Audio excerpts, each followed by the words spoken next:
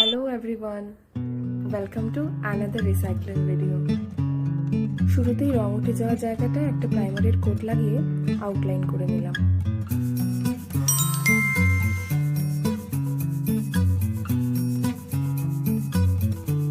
এরপর আলাদা আলাদা ব্রাইট রং দিয়ে এই সাদা অংশটাকে ঢেকে ফেললেই তৈরি।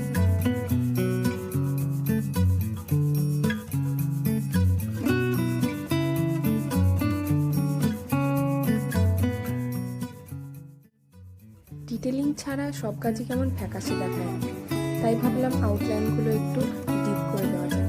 সেই সঙ্গে বাইরে খুব মেঘ এসেছে, তাই দেখতে দেখতে বাকি কাজটাও শেষ করলাম।